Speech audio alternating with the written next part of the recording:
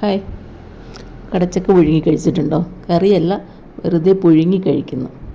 ഞാൻ ഇന്നൊരു കടച്ചക്ക കിട്ടിയിട്ടുണ്ട്, അതൊന്ന് പുഴുങ്ങി കഴിക്കാൻ പോവാണേ. അതെങ്ങനെയാണെന്ന് കാണിച്ചു തരാം. ഇതിലിങ്ങനെ ഈ പാടൊക്കെ ഇരിക്കുന്നത് കേടൊന്നുമല്ല കേട്ടോ, ഇതിൻ്റെ കളർ അങ്ങനെ ആയതാണ്. നല്ല ഫ്രഷ് കടച്ചക്കയാണ്. നമുക്കിതൊന്ന് ചെത്തി കഴുകി എങ്ങനെയാണ് പുഴുങ്ങുന്നതെന്ന് നോക്കാം. ഈ കടച്ചക്ക ചെത്തി കഴുകിയെടുക്കുന്ന സമയം കൊണ്ടേ എല്ലാവരും ഒന്ന് ലൈക്ക് ചെയ്യാനും കമൻറ്റ് ചെയ്യാനും ഒന്നും മറക്കരുത്. ആദ്യം കാണുന്നവർ ആരെങ്കിലും ഉണ്ടെങ്കിൽ ഒന്ന് സബ്സ്ക്രൈബ് ചെയ്തേക്കണേ. ഇഷ്ടപ്പെട്ടാലൊന്ന് ഷെയർ ചെയ്തേക്കണം കേട്ടോ.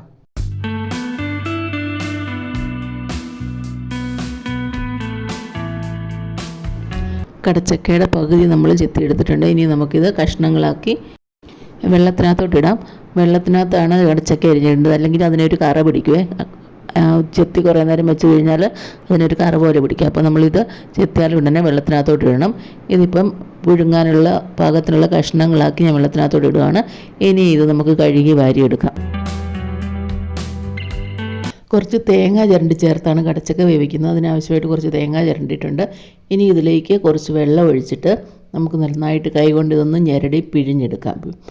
തേങ്ങ പാലായിട്ട് വേണ്ട, പക്ഷെ നമ്മളൊന്ന് ഞെക്കി പിഴിയുമ്പോൾ അത് തേങ്ങയ്ക്കകത്തുനിന്ന് പാലിറങ്ങി വരും. ആ പാലും തേങ്ങയും കൂടെ കൂട്ടി ഒന്നിച്ചിട്ടാണ് വേവിക്കുന്നത്. കടച്ചക്ക വേവാൻ ആവശ്യമായിട്ടുള്ള വെള്ളം കൂടെ ഒഴിക്കാം.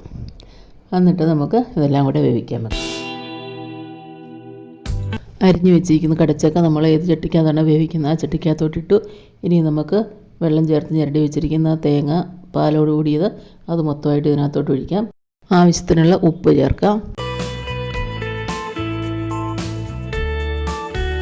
ഇത് കാന്താരി മുളക് ഉള്ളിയും കൂടെ ചതച്ചതും കുറച്ച് കറിവേപ്പിലയാണ്. ഇതെല്ലാം കൂടി നമുക്ക് ഈ കടച്ചക്കകത്തോട്ട് ചേർക്കാം.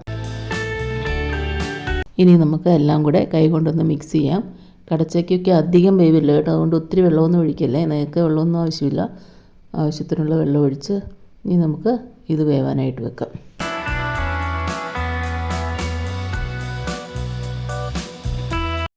കടച്ചക്ക അടുപ്പിൽ വെച്ച് ചെറുതീയിൽ മൂടി വെച്ച് ഇത് കണ്ടോ വേവിച്ചെടുത്തിട്ടുണ്ട് കേട്ടോ. നല്ല സൂപ്പറായിട്ട് വെന്ത് വന്നിട്ടുണ്ട്. ഇടയ്ക്കൊന്ന് നോക്കണേ, വെള്ളം ഒഴിച്ച് വെച്ചേക്കുന്നത് പറ്റിപ്പോയ അടി പിടിച്ചോന്നൊക്കെ നോക്കണം. ഞാൻ ഒഴിച്ച വെള്ളം കറക്റ്റായിരുന്നു, നല്ല പാകത്തിന് വെന്ത് വന്നിട്ടുണ്ട്. ഇനി നമുക്കിത് കഴിക്കാം. വെന്ത് കുറച്ച് നേരം കഴിഞ്ഞ് തണുത്തിട്ടുണ്ട്. ഇനി നമുക്കിത് കഴിക്കാം. കണ്ടോ നന്നായിട്ട് വെന്തൊടിഞ്ഞ് വന്നിട്ടുണ്ട്.